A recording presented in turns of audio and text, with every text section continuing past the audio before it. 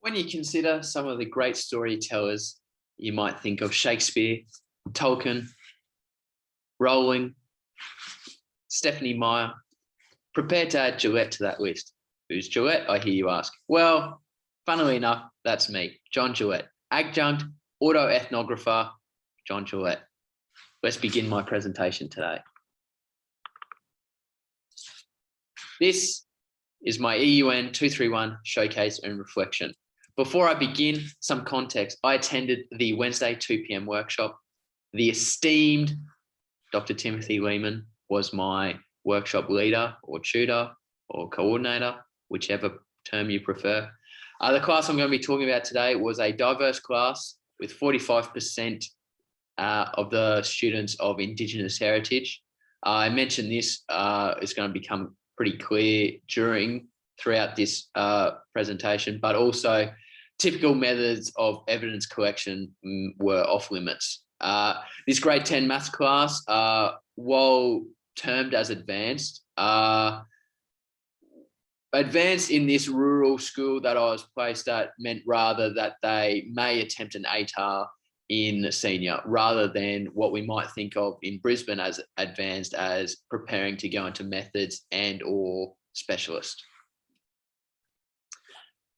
Some more context before I get into this turning point.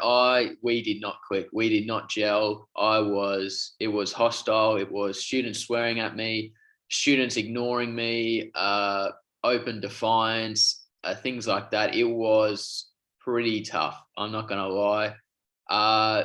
Certainly something that added to it was me that I hadn't considered was me being in a position of authority as a white privileged male, frankly, walking in and assuming that authority, that was something that I definitely made a mistake with.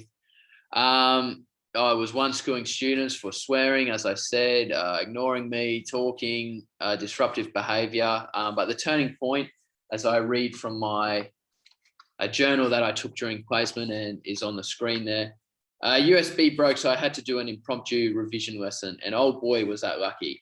These kids are not keeping up with how much work I'm prescribing, and they're not letting me know. I guess they're not comfortable at all with my presence just yet in the class. This also showed that my checks for understanding haven't been good enough, and I've probably / definitely been too trusting with my formative assessments, i.e. thumbs and fingers of understanding. So at this point, I knew I had to change. There was something I couldn't be in there for 3.5 more weeks, 2.5 more weeks of this. So that was a turning point. Just before I get to the learning intention, some proof that I needed to improve, some quantitative proof. On the left, you see the excerpt of an exam. I set them a formative test just to check where they were. And on the right, you can see the marks from that exam. And as you can see, I don't think it takes too much inspection or investigation to realize that those marks were not too crash hot. And I immediately took that as a reflection on me. And and look, fair enough, they just were not. I was whizzing through the content way too much because frankly, that's what I thought effective teaching was doing, and that the students would catch up in their own time. That was wrong. So my learning intention, what did I do? Just as I move my little head. So number one, I had to build positive relationships and foster an inclusive and safe learning environment. That was the main one. And, as the things I've just discussed, I had to take a massive step back and look and redirect my teaching strategies in order to engage these students, for them to not only consolidate, but also to learn the content. And it was pretty clear that the method I was doing at that point was not effective or sensible even. And as I mentioned earlier, I was having to one school a number of students in the first 7 lessons, in fact, the first 13 lessons. The strategies, as I just minimize myself quickly, multiple means of representation. We're going to go through that in a sec. Building relationships, as I've mentioned. It turns out kids really love some light self-deprecation and not sweating the small stuff, which basically meant do not take everything teenagers do to heart, which easier said than done in that moment. So to their immense credit, I thought the school has, as you can see, the front page, tips for building positive relationships for 7 to 12 teachers. So some of those things, as you can see, how students enter the classroom, how you respond to late students, how you greet the students, how you apply consequences, how you introduce the lesson, all things like that. Things that I did were talk about the weekend. I was a visitor in that rural community, so I would ask things like, what should I get up to this weekend? What do you guys recommend? Where should I eat? Where should I explore? All these kind of things. And, that certainly helped. I was an avid participator in the lunchtime teacher versus student games. And, well, they certainly enjoyed critiquing my various performances. Fairly enough most of the time. So I'm just going to show you the lesson plan. After I've made this, so you can see learning intentions, success criteria, content descriptors, all this kind of stuff. What I want to draw to your attention is the coin toss game. Now, what I did to talk about independent or dependent events was to get students to try and guess the 10th toss of a coin versus 10 tosses in a row, predicting all of them. And instead of lecturing, kind of like I am now, what I did was I got students to stand up and I did 5 flicks on my own. And then I wanted them to guess what the next coin toss was going to be, whether they could realize that it's going to be 50% or the previous 5 determine the next one. And without going too much further into it, why I did this was everyone was included.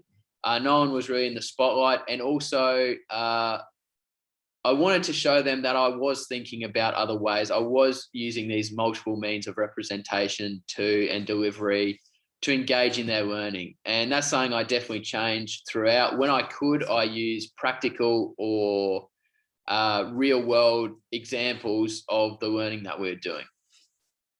Back to the PowerPoint. Now some proof of success of the anecdotal / qualitative kind. So more engagement, and I judge this on more unprompted questions about, sir, I don't really understand that. Can you explain that to me? Formative assessments were more genuinely and comfortably answered. They had no problem giving me a thumbs down to say, I don't understand that. There was a more positive response to the rigorous checks for understanding, where I would make them explain, how they got that answer. There was more positive feedback from my own teaching, both implicit and explicitly. And then 0-1 school incidents after lesson 13 compared to the 6 prior. Now some quantitative proof. So there are a lot of comments. This is the comments that a substitute teacher gave me, substitute observer, I guess, gave me. And she didn't know me. She had no context of the class. She didn't know anything like that.